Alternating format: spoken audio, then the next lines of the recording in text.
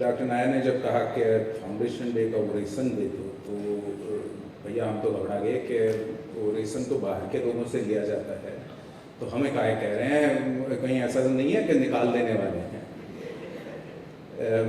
लेकिन अभी जब उन्होंने कहा कि चूँकि फाउंडेशन डे की जो गतिविधियाँ हैं वो इस बार बहुत हल्के पैमाने पर करी जा रही हैं, तो तब हमारे समझ में आई बात कि हमें क्यों कहा गया है कि आके भाषण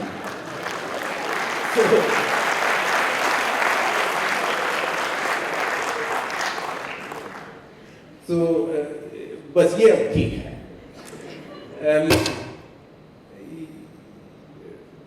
डॉक्टर साहब ने जिक्र किया कि हमने जो शीर्षक दिया था भाषण के लिए, माफ कीजिएगा वो बगैर डेटा के पावर पॉइंट जमता नहीं है, तो जैसा है मुखड़ा देखना पड़ेगा आपको। लेकिन non scientific talk, so what the hell is a non-scientific talk in an institutional celebration? Sorry. And one is कि talk हुआ काय दे रहे हो यार, तब बोले में शरीक हो जाओ बस, और क्या चीज़। But I wondered if it would be useful to think about not the output in specific terms of what we do, जो करते हैं। डॉक्टर साहब ने जिक्र किया कि छपता है,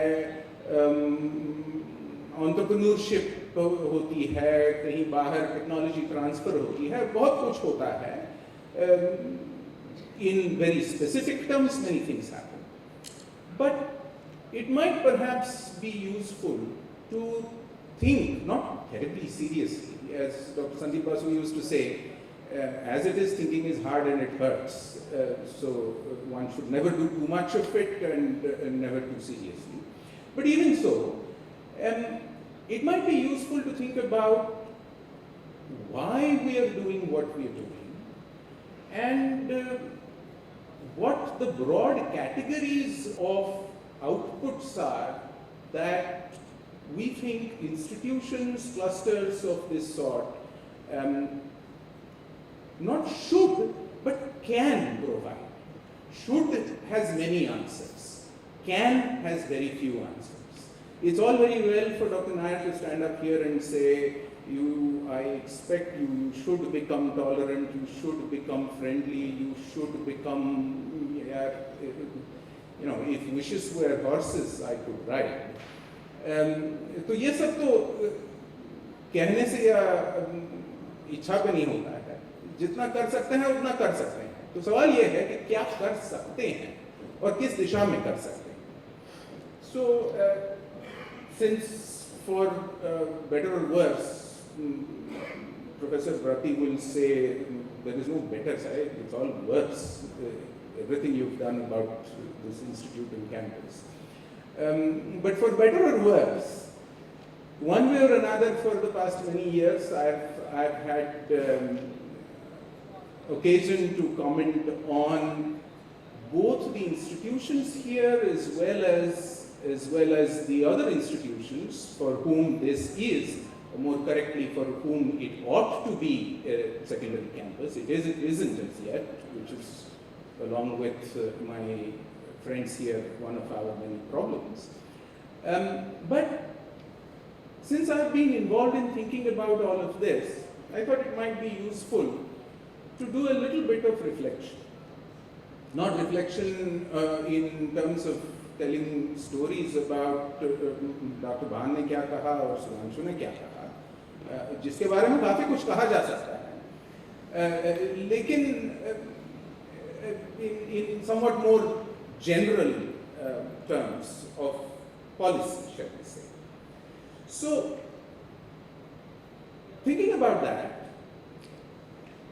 सोचिएगा, see, when I give talks, and these days increasingly I give talks in which some data are from our group at NII, some data are from the Pediatric Biology Center group here at THSTI. sorry, at THSTI. Because I gathered that PBC was identified as a separate institution. So my affiliations, therefore, you know how you give formal talks. आपका नाम आता है, affiliation आता है. So my affiliations with somewhat unfamiliarly come up as NII and as THSTI. Translational Health Science and Technology. So this is the title that, this is an institutional name that I have always disliked. We've stuck with it, but I've always disliked it. And some of what I'm going to say will, I hope, explain why. So, quite apart from the fact that it makes an extraordinarily peculiar acronym that for people of a certain age is reminiscent of the great actor-director Gurdat. Do you know how THSTI is pronounced out there? Pyasa. So, कहते हैं थस्टी यार, मैं क्या करूं उसमें? तो एक तो ये नाम हमारी अकल में पकड़ नहीं पाए हम कि ये ट्रांसलेशनल हेल्थ साइंस टेक्नोलॉजी चीज क्या है. फिर उसके ऊपर एक नजदीकी संस्थान खड़ा हो गया जो भैया इंडियन छोड़ो, नेशनल छोड़ो, रीजनल निकले. तो संस्थानों के नाम बड़े पेचीदे मामले होते.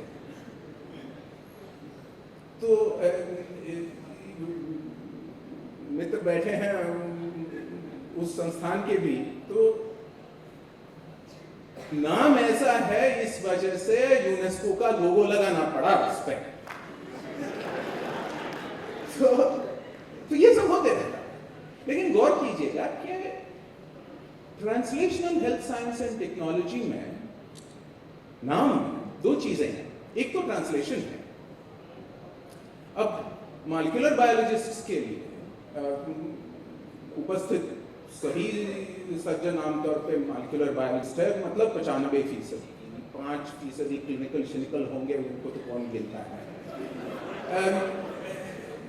लेकिन उनके लिए बगैर ट्रांसक्रिप्शन के ट्रांसलेशन तो होता ही नहीं.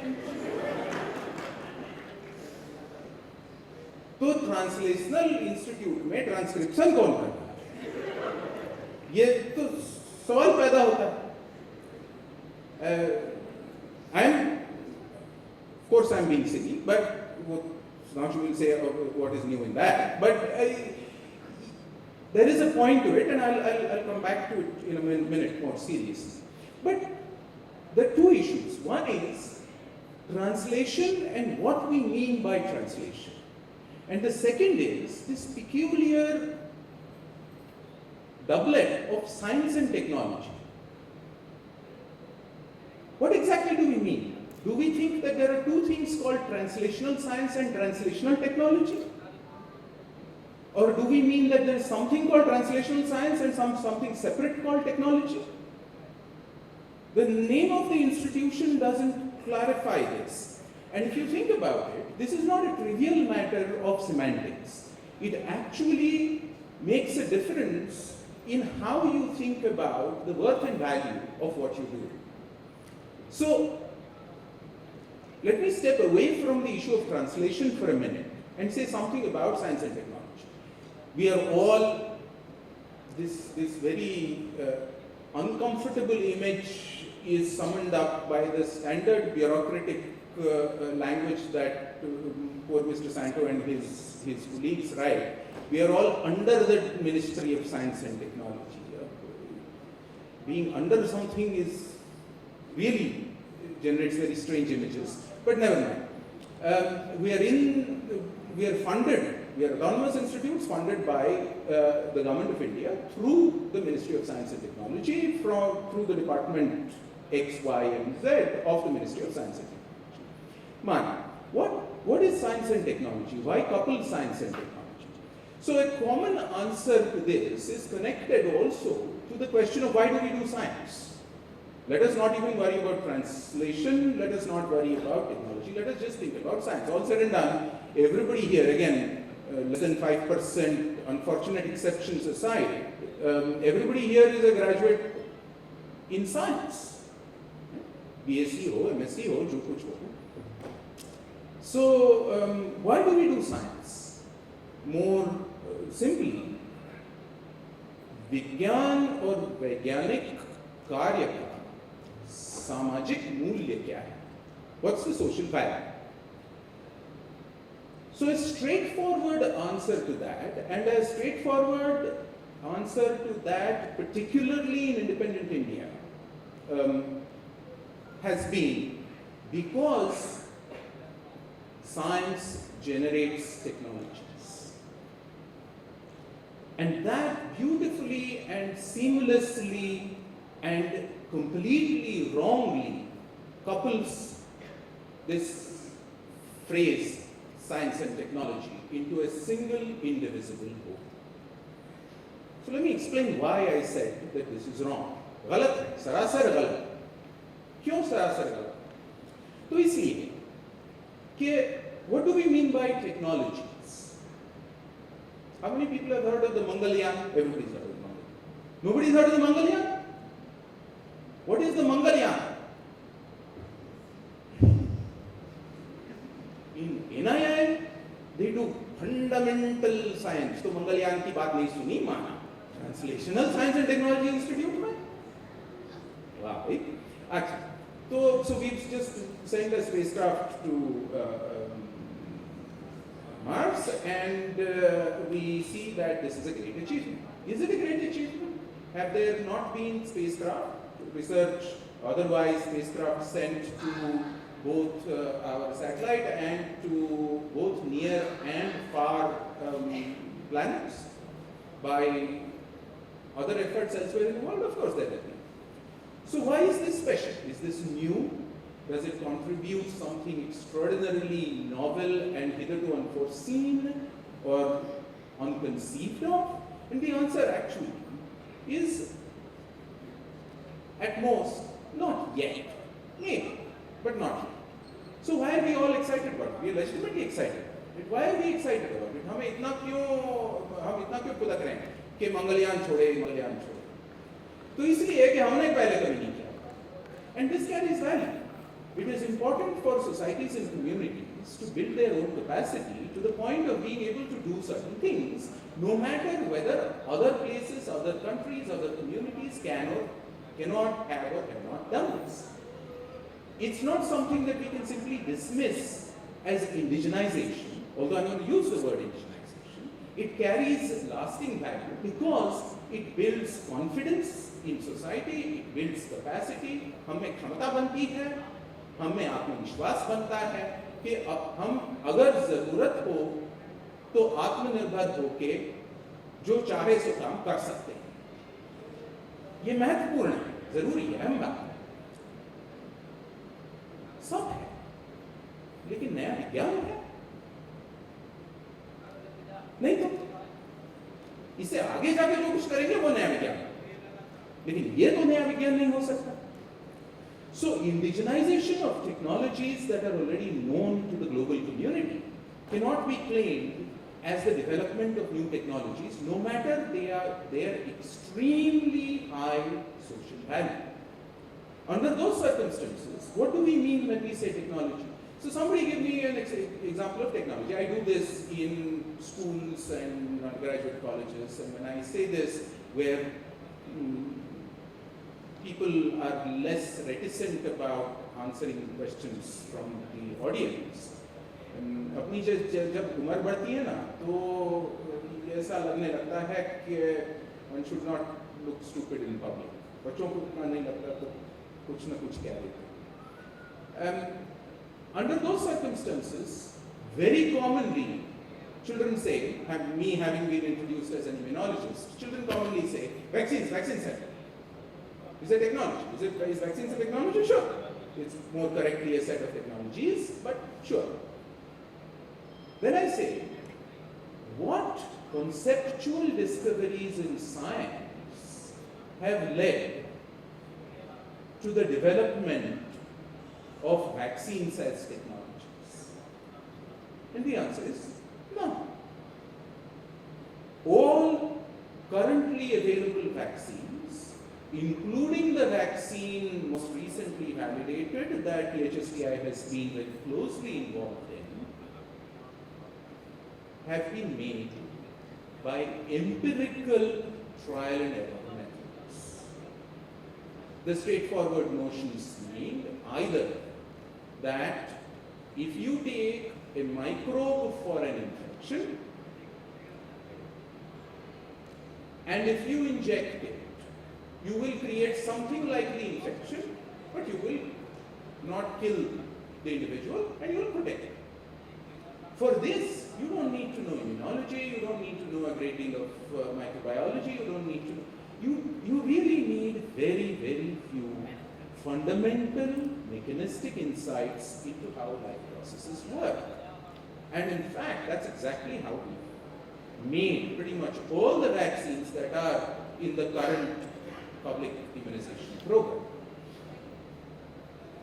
So you go back further and you think about other major technologies that have changed our lives. हमारा सारा इतिहास बदल दिया ऐसी technologies. Agriculture. We discovered agriculture. We discovered not just agriculture but intercrosses, back crosses, and graftings in days when we had no idea of how any of this mechanistically could be explained about how they work. We didn't need to know geometry to discover the wheel. We didn't need to know any physics in order to discover fire. Technologies, by and large, are not direct linear outcomes of science. Technologies take the development of new, startlingly new technologies. You can always improve existing technologies in knowledge-driven fashion, but those are incremental innovations, incremental improvements. You cannot create an absolutely startlingly ab initio new technology by a planned approach into first its science and then its technology. There actually isn't such an, at least it's arguable that there isn't such an example because it cannot be done. So is there no connection between science and technology? No, that's not the case, of course not.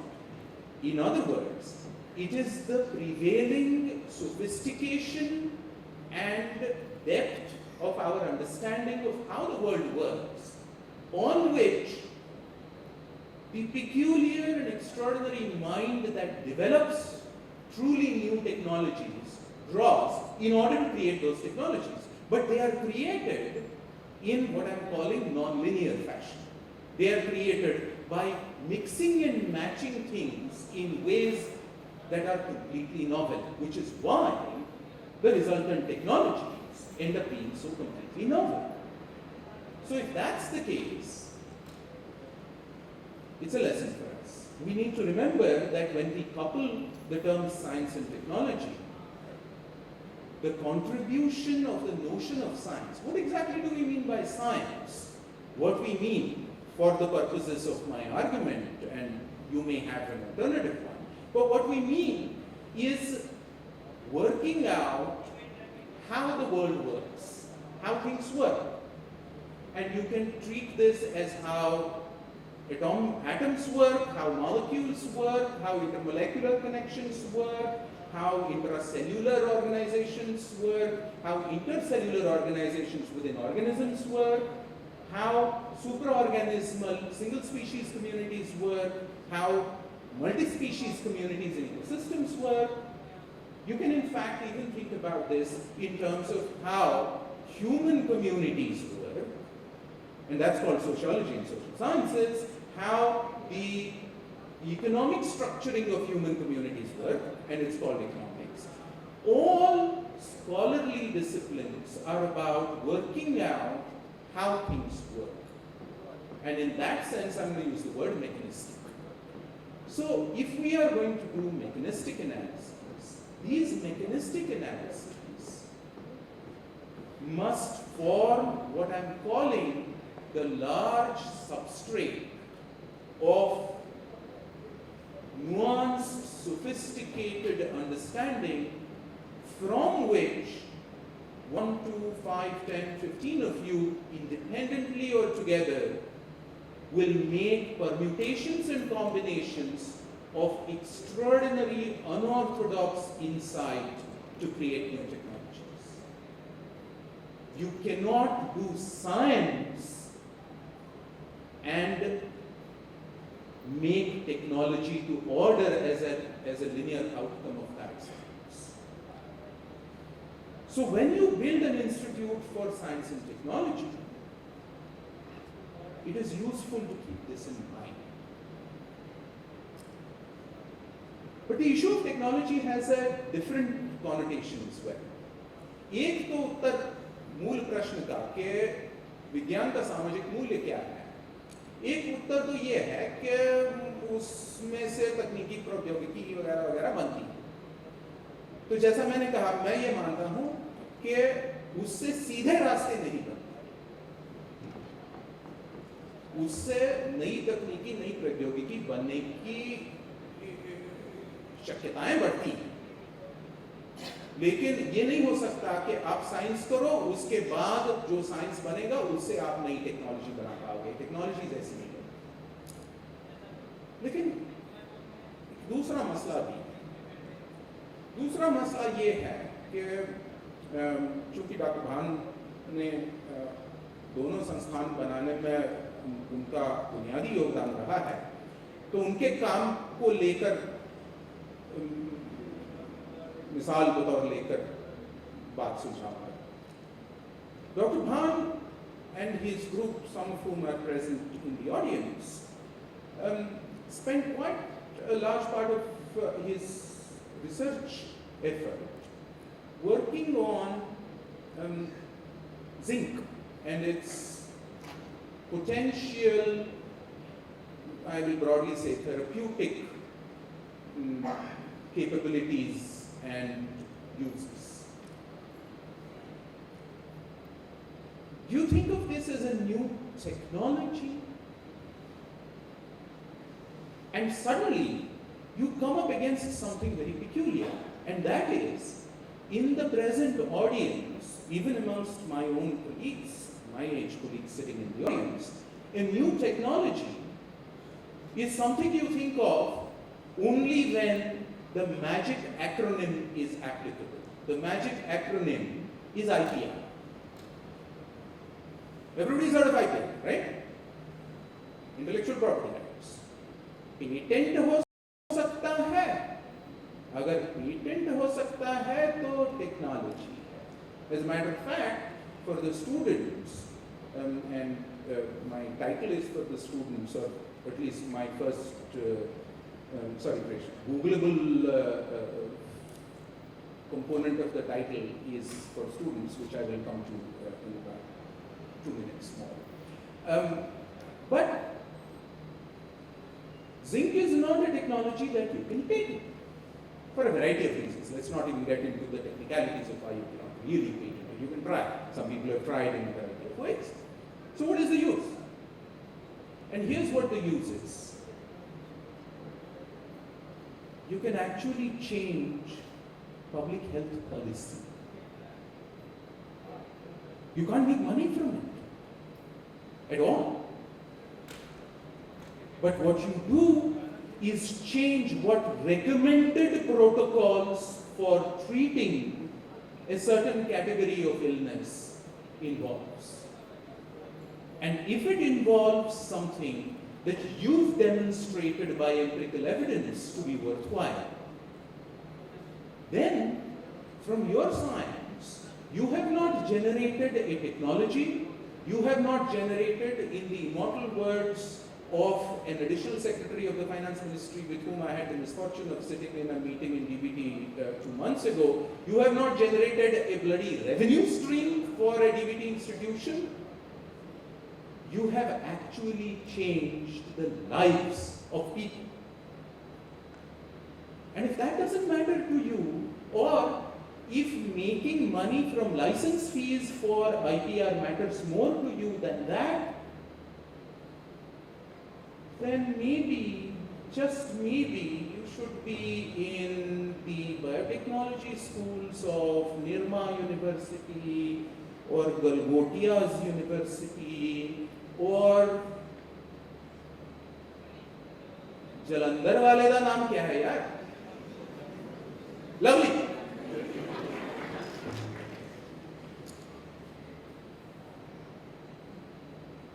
Why should taxpayers' money be spent on you? Is a question that the finance ministry should cheat. Anyway, that the finance ministry asks us.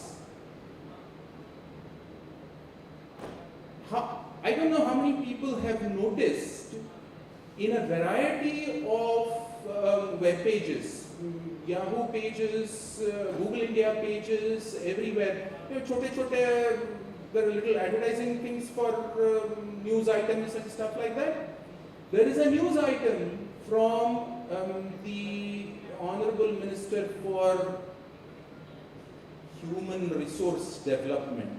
That kind of makes me think of humans as four-footed animals, human resource development. It used to be education. So, the Honorable Minister for Human Resource Development is purported to have, I don't know whether she said it or not, so let's not get into that. But the news item says she's purported to have said, IITians को इतने पैसे मिलते हैं, नौकरियां भी तगड़ी मिलती हैं और नई कंपनियां बनाए के पैसे बनाते हैं, फिर टैक्स पेयर के पैसे से क्यों सीखते हैं? There are many answers to that particular question.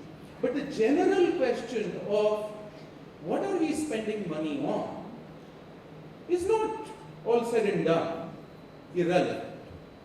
What is our answer to that? Are we going to create a revenue stream as the answer? Are we going to create directed science, top-down science, which has not a snowflake scope in hell of leading linearly to a technology and pretend that that is what it is going to do?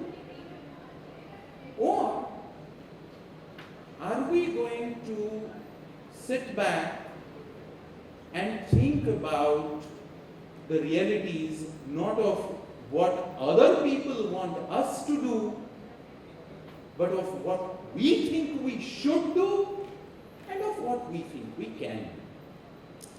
So, along those lines, if you think about what translation means,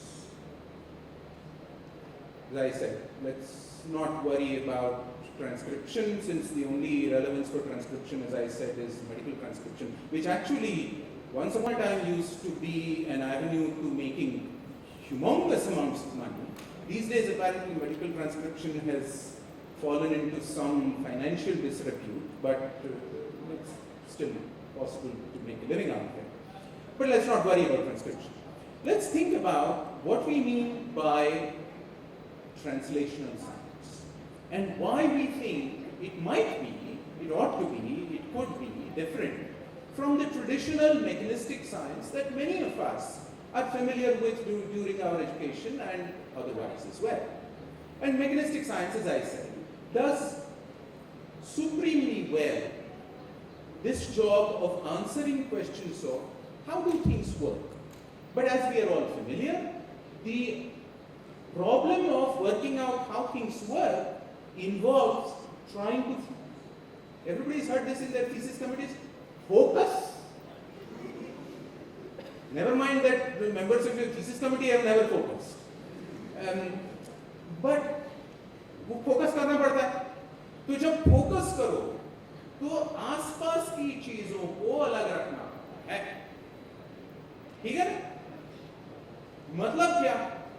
कि system, जिस system में आप सवाल पूछने वाले हो उस system को सिंप्लीफाई करो, जितना सिंप्लीफाई करोगे उतना जो जवाब मिलेगा तगड़ा मिलेगा. Correct? Now if that is the case, then we are in a situation where we create mechanistic networks of understanding about model organisms. But the reality is, that's not where the biological processes have either evolved or are going to function. The place where biological processes have both evolved and continue to function is out there, in the glorious, dirty, complicated, chaotic, messy reality in communities of and between species. Traditionally, we have separated investigations in these two components. We have said, वो cellular molecular biology अलग है और supraorganismal biology as it is called. Commonly, ego, some people tend to use ego-bigo, although that's not quite correct, but certainly both ecology and epidemiology fall in that category of supraorganismal biology. And traditionally, for the past century, these two have never met each other in any substantive, meaningful way. This is not to say that there are no laudable exceptions. Of course there are, but that's what they are, exceptions. So here's the problem. How and when are we finally going to begin to reconcile these? Because the reality of what translational science ought to mean is that. How are we going to use our nuanced, sophisticated understanding of mechanisms in biological systems and processes to explain real-life phenomena in real-life situations and real-life circumstances? Translation is not about making products. Translation is about explaining human conditions in human situations. And for that, echoing what Dr. Nair said, if we are not going to talk to each other, man, we're never going to be able to do this. Forget it. Even if we talk to each other, I'm not sure that this is doable. Because, as everybody knows, there's a huge gap between mechanistic rigor in extremely controlled molecular or cellular systems and life out there. Which is why the way epidemiologists define rigor is completely different from the way cellular and molecular biologists define it. But if at all there is anything worth doing, it is this. If at all there is anything at all, that for the life sciences this century, which belongs to you, not certainly not to the gentleman sitting there, nor to me, actually not even to Sudhanshu. Younger people one has to give it. It doesn't belong to us. This belongs to you. And if it belongs to you, you've got to figure out what's special about it for you. You have to figure out what you are going to do that, bloody hell, nobody has done before. None of these old farts have done anything. They didn't even think about it, is what you have to be able to say to each other.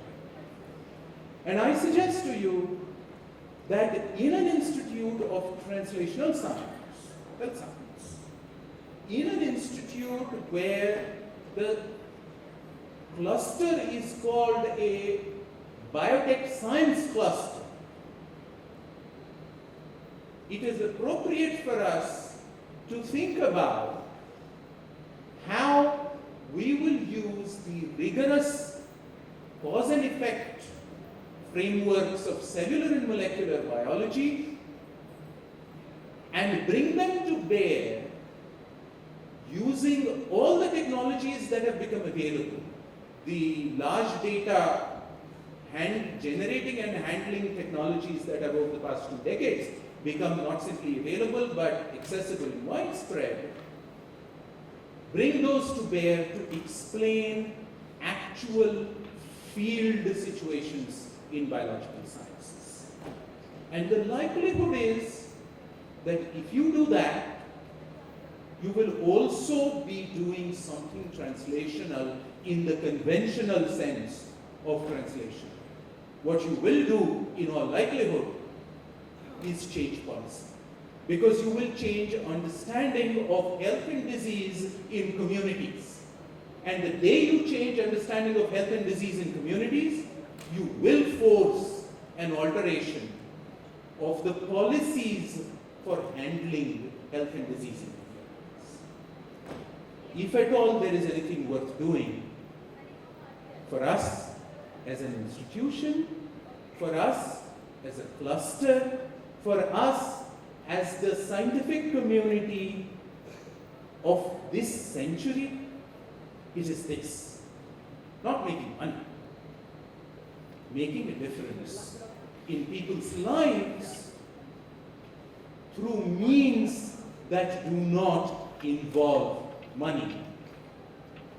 Because damn it, go out onto the streets and see for yourself.